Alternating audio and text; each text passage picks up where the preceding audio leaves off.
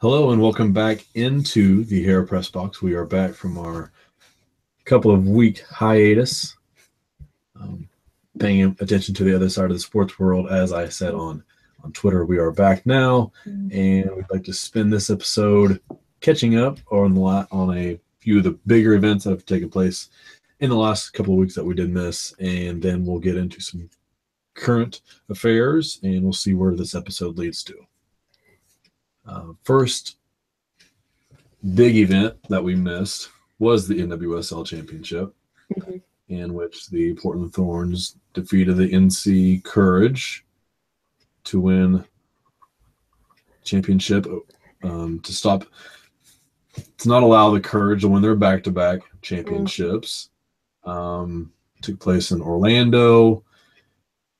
From what I heard, the attendance wasn't great, right? No, it wasn't, at least, and I wasn't able to fully watch the game with 100% attentiveness, but from what I saw, I was disappointed, given that, it's going to be a little bit difficult in a place where it's nowhere near Portland. So you would think you would most likely have North Carolina fans there, but still, that's quite a hike for those fans. So it was a little bit disappointing that at least the city just didn't show up for the excitement of the game, kind of the build up to the game as well.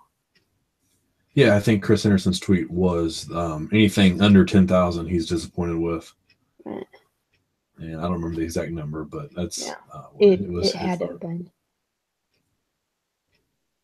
I want to say 8,000. Wow. Let's see if I can. So, no, I didn't watch the game completely. I watched most of all of the first half, and I had a DVR to watch the second half, and never did. And that was for maybe the main reason of discussion about the game, and that was the type of play that took place mainly on the side of the Thorns. Well, to begin with, from the Thorns, we did see that sort of push the Courage to play with the physical attitude that the Thorns brought into the game, and it was just a. And I can't remember what players now, but it was a dirty game played by the Thorns in the first half from what I watched, and I think that was obvious to anybody watching. And I don't know how much or which parts of the game you did see. Yeah. Comments on that. Yeah, I agree. I think I ended up sending you a message that basically said Portland's playing is the way that they're playing is making me not want to cheer for them.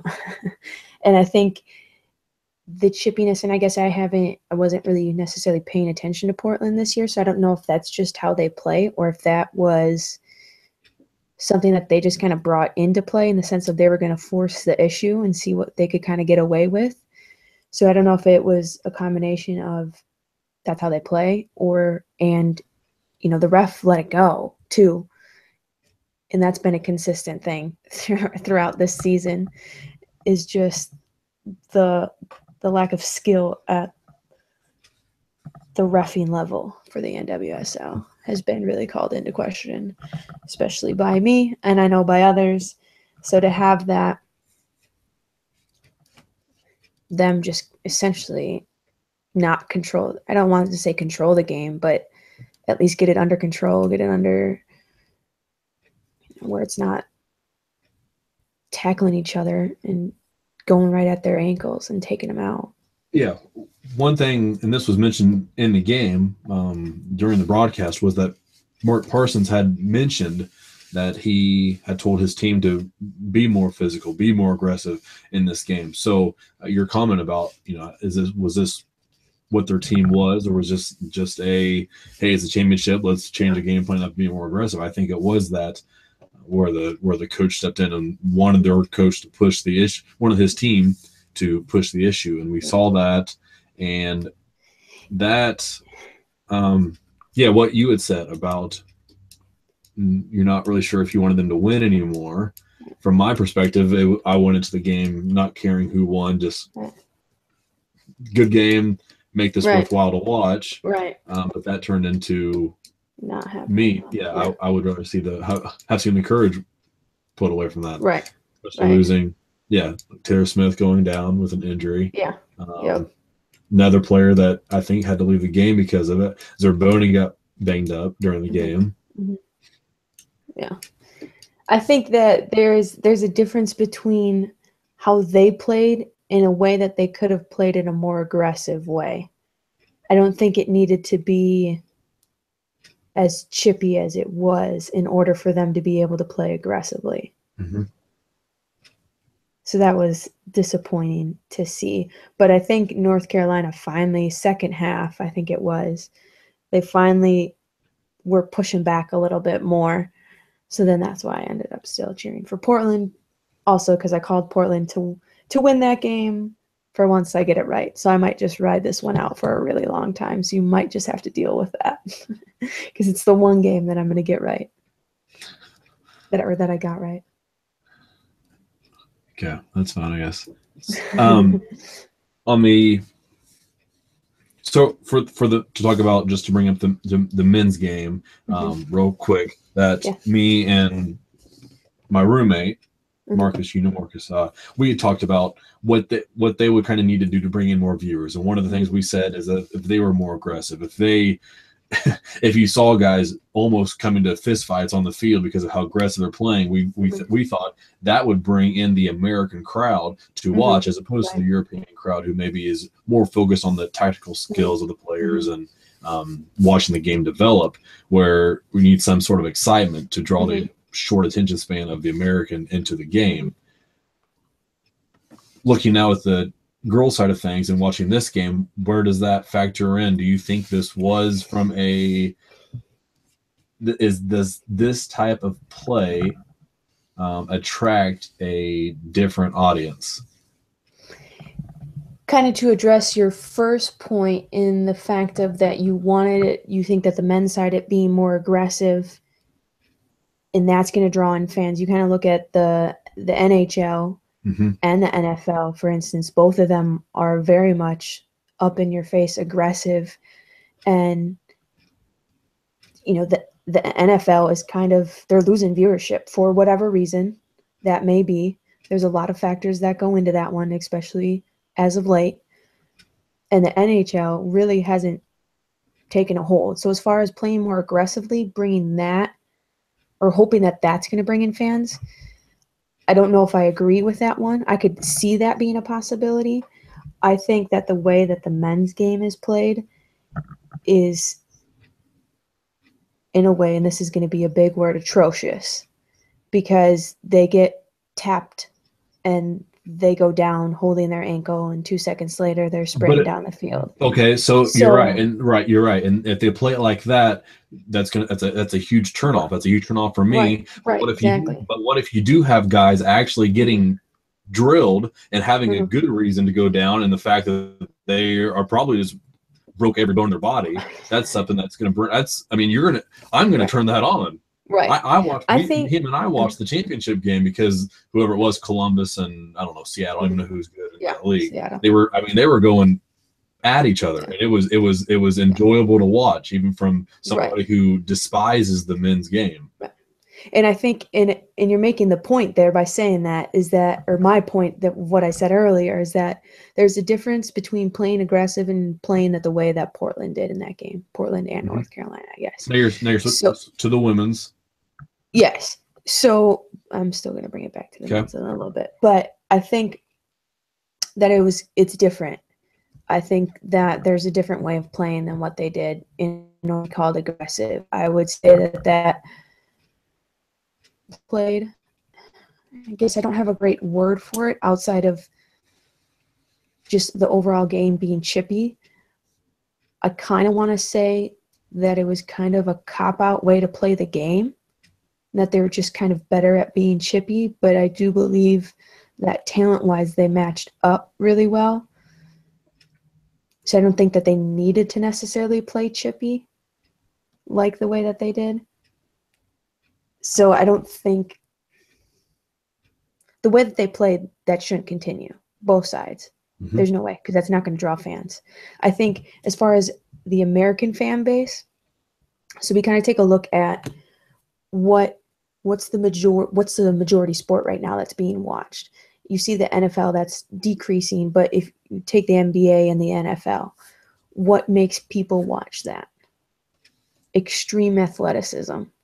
The NBA has turned into, you don't have to be a good basketball player, but if you're a great athlete, you're going to be making millions for the rest of, well, not the rest of your life, but for a certain amount of time, you're going to be making a crap ton of money because you can jump ridiculous. You have a ridiculous vertical. So I think that that's what the majority of Americans are looking for. And I don't necessarily think that you're going to find that in soccer. And I think that that is probably one of the reasons that it's not a popular sport here. It's more of a tactical sport. And to Americans, I assume it's not as exciting to watch.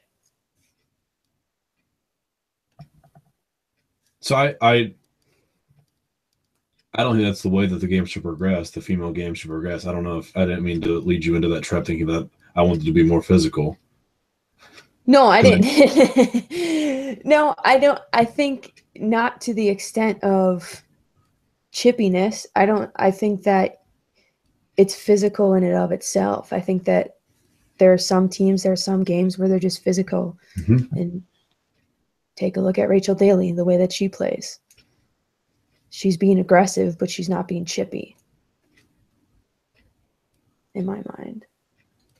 Yeah, one of the reasons why I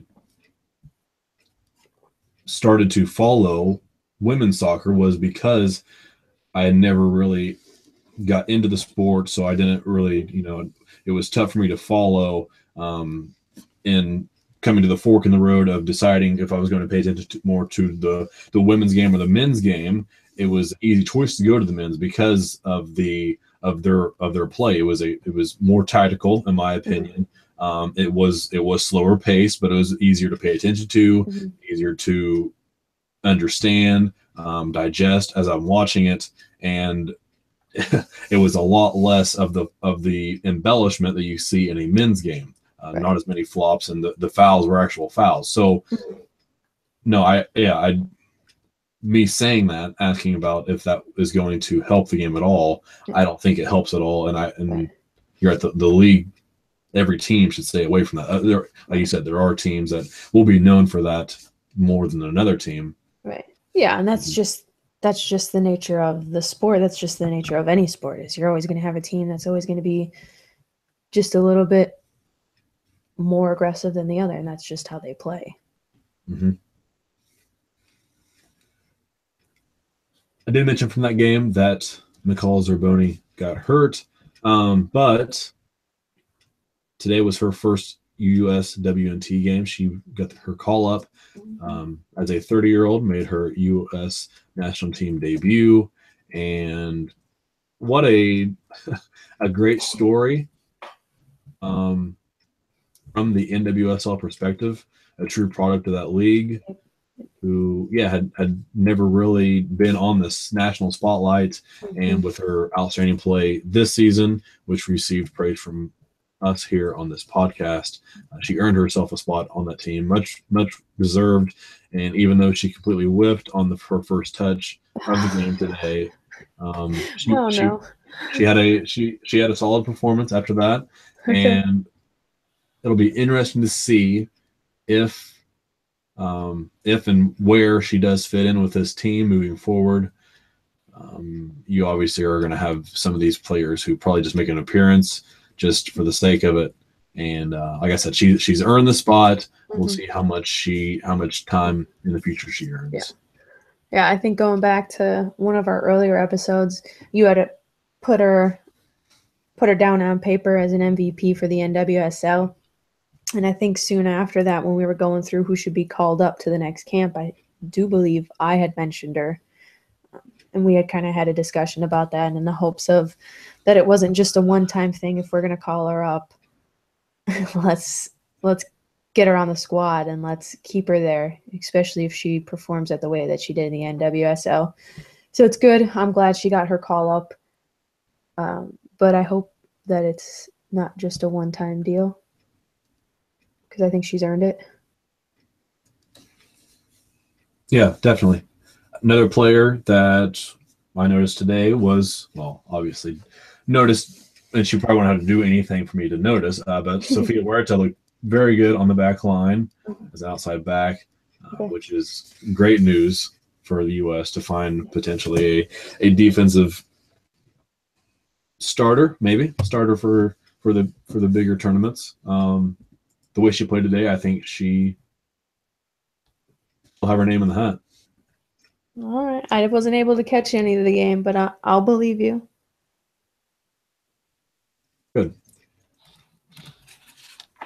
Let's see what is next. Let's go ahead and talk about the first of these last two USWNT. Oh, I know what you're thinking. The first of these two friendly matches the U.S. just played. In the first one, Mallory Pugh was injured. Yeah.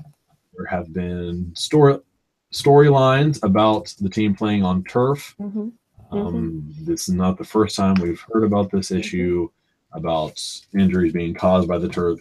Not 100% sure that this was the Pugh's hamstring injuries from, but the tougher surface, the hotter surface has been something that's been looked at and hypothesized as a potential cause of these increasing injuries. So,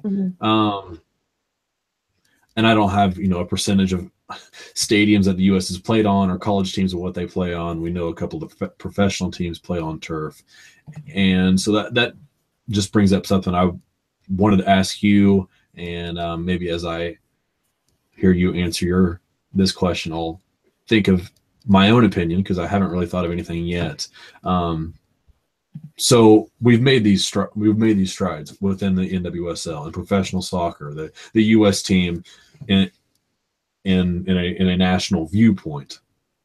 Setting all those strides aside, setting the World Cup wins, the Olympic wins aside, and this ever evolving financial issues aside, this issue, the on the surface that we're playing on.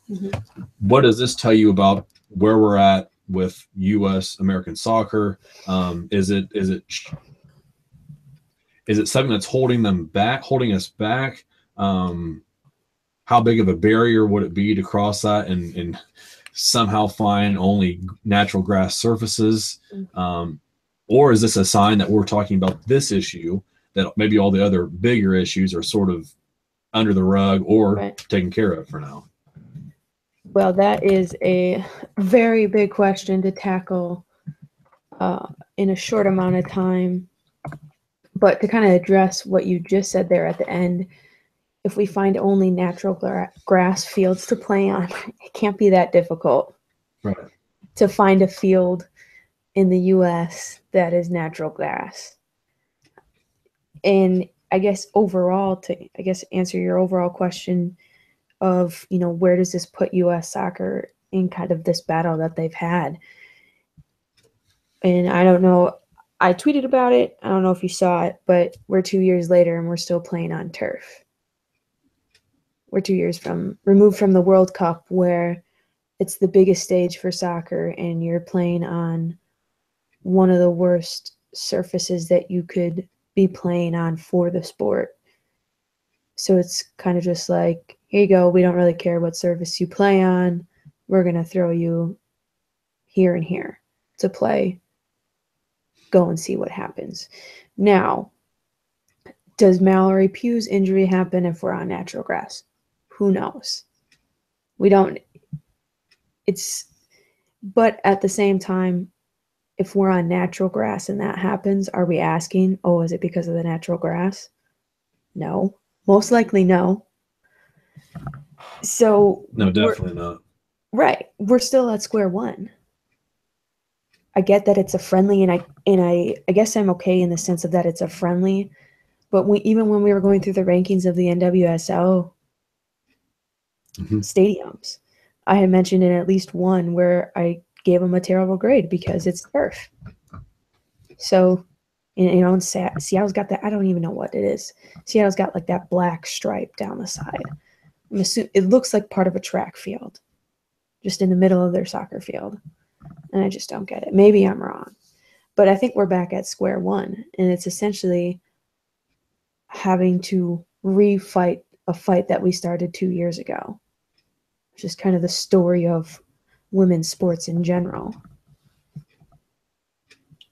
And even after, I think it was the victory tour after we won the World Cup, they were in Hawaii, where they ended up not playing a match because the field was just terrible. I mean, how do you assign the best team in the whole world to a playing surface that is not suitable for them to play on? Just like here's the bottom of the barrel field for you to play on. Right, because we're going to throw our world-class athletes onto that field. Sounds like a great idea. So I assume this is a players, what's the Players Association issue that would have to be raised by them. I mean, that seems like an easy argument to, one, bring up, and two, probably to get changed, because like what you said, being able to find these natural grass surfaces, it shouldn't be too difficult. And if you're worried about capacity of the stadium, I mean, you're not bringing in hundreds of thousands of people to sit in a stadium. There's 40,000 attendance natural grass stadiums all over. It's a frustrating topic for me, if you haven't noticed already. And I think that, to me, it's such an easy, I'm going to say fight, in quotations, essentially to win, because it just makes sense to be putting the best players in the world on the best surface. And they tried to push for it for the World Cup, and they basically said, no, this is how it's going to be. So we better be playing on natural grass in 2 years. Let's just say that. Otherwise, it's going to be a whole nother uproar. I don't think it's going to change outside of that, but at least get it changed for the Olympics and the World Cup. We'll move on to something that you are more excited for and happier to talk about. About a month ago now, we had talked about our logos for the NWSL, and you ripped off every single one of them. Still, I gave you the opportunity to create your own logo, team, and name. Is that what you did, or what? How's that working? Yeah, so I created 3 different jerseys, but I'll pick one to show you. I'll have to send you a picture of it. And I came up with a different name. I came up with a logo as well, I thought. Yes. This is for an NWSL team? This is for an NWSL team. It is for the Houston team, because they need some different jerseys, given so does everybody else. But now the colors on the logo and the jersey do not match, and that is not my fault. How does that work? Because the tools that I had access to decided not to give me the exact colors. But hey, I won Adidas, so you should be proud of me for that. Yeah, I did create a Nike one. I have one similar to that one, except the Adidas logo is red.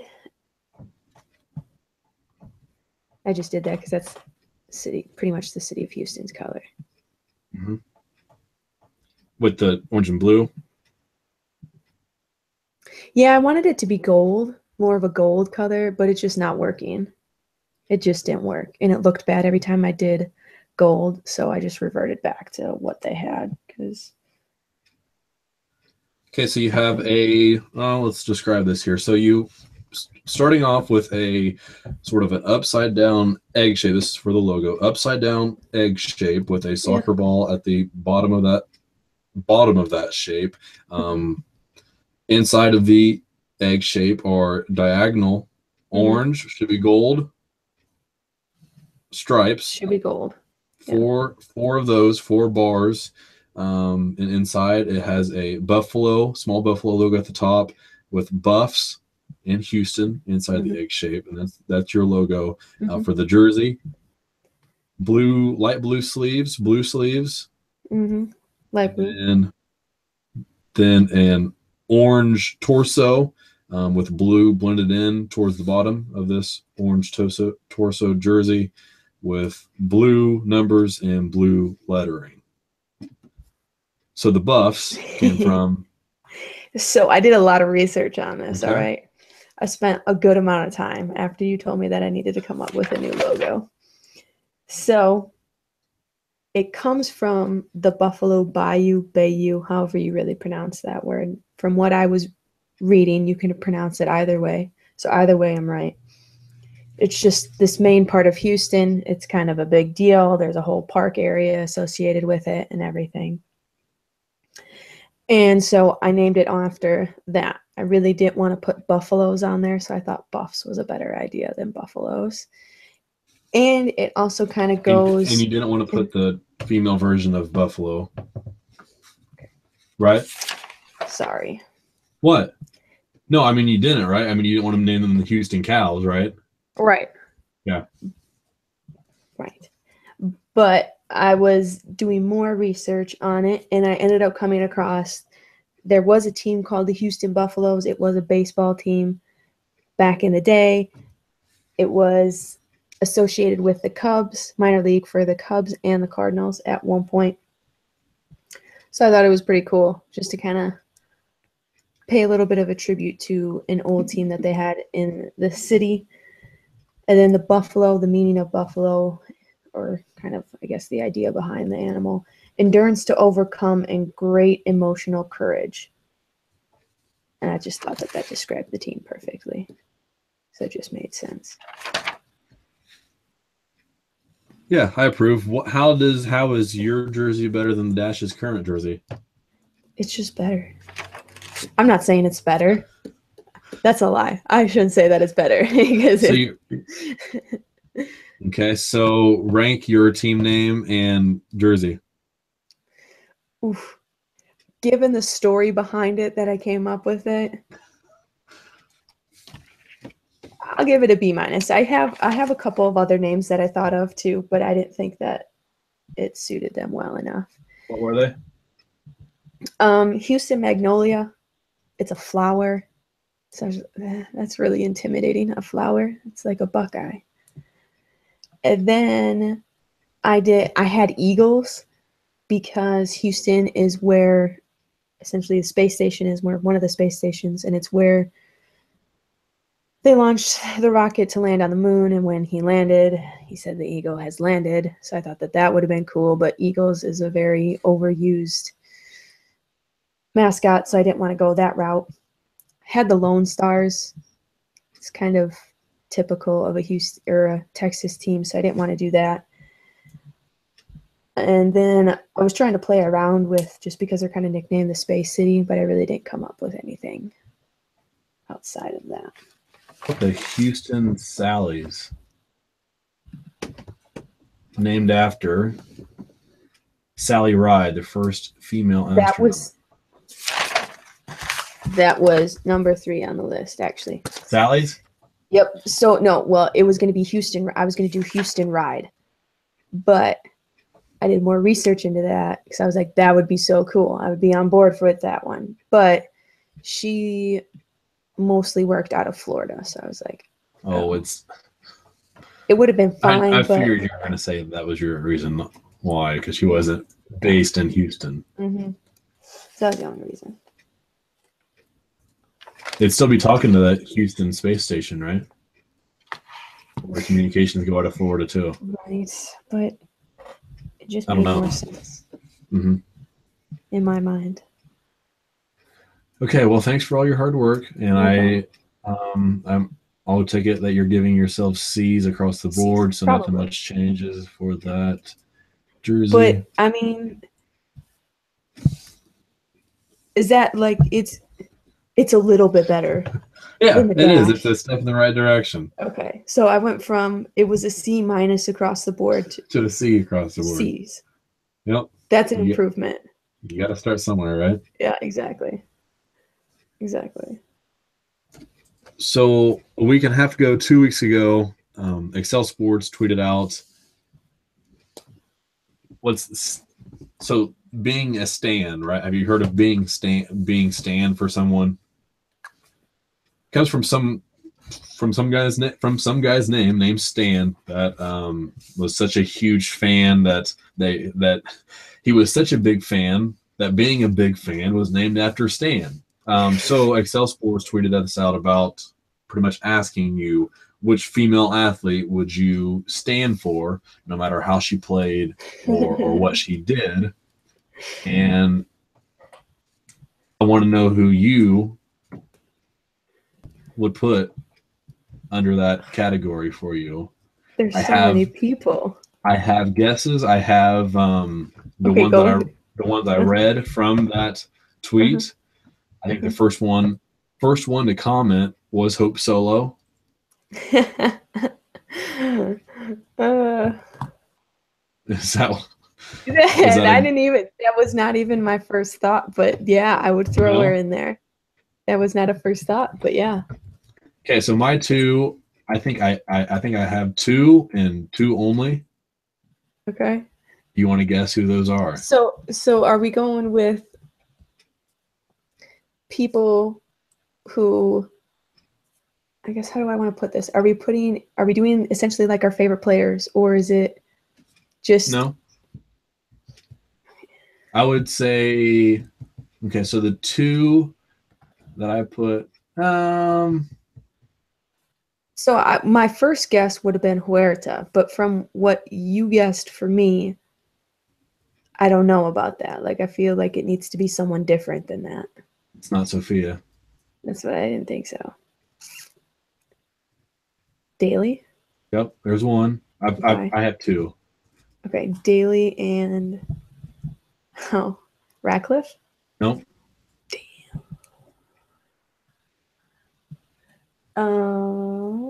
Different sport than soccer. Oh. Different sport than soccer. Basketball? Nope. Oh my goodness. You might as well just tell me, otherwise I'm going to keep guessing for the rest of the night. What? Tennis. Oh, Sakari? Nope. Jeannie? Nope. Who else do you like on the tennis world? Those are the only two guesses I have for you from tennis, but probably once you say the name, I'll know. Well, what did I write down on my whiteboard about however many days straight without? Oh, Wozniacki. Yep. Oh, wow. So those are my two. Okay. Yeah, there is a bit of element of, like, I feel like they've got to do something wrong, and just no matter what, you're always going to be. Oh, and I have another. Right. There's an element of these players going through some sort of adversity, or maybe not doing something controversial in a public stance, but just they're not your typical.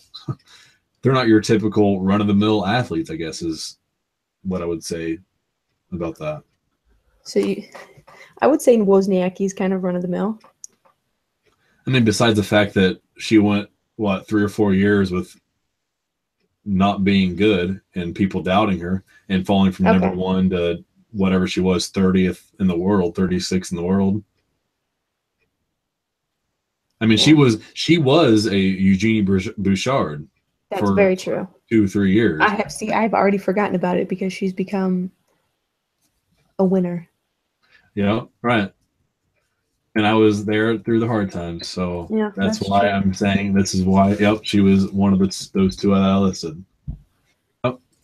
So I would say Hope Solo is probably like on the edge for me, but there's a better player that you could name.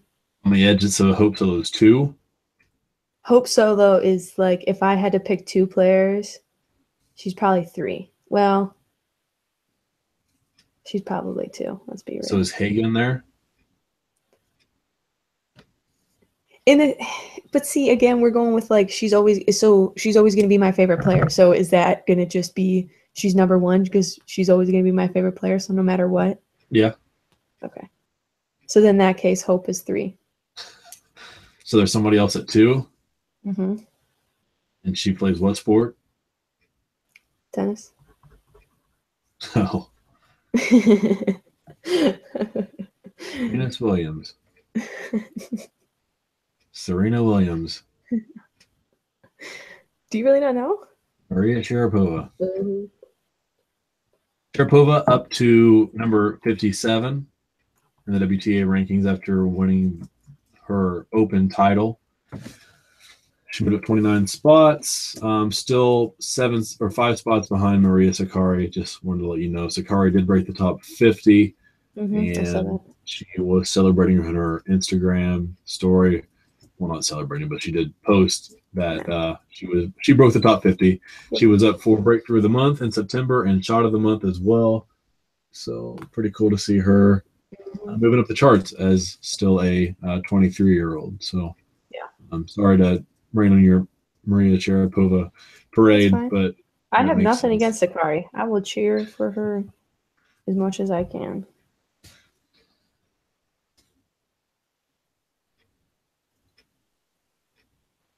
Well, we are at 36 and a half minutes on our first episode back from our hiatus.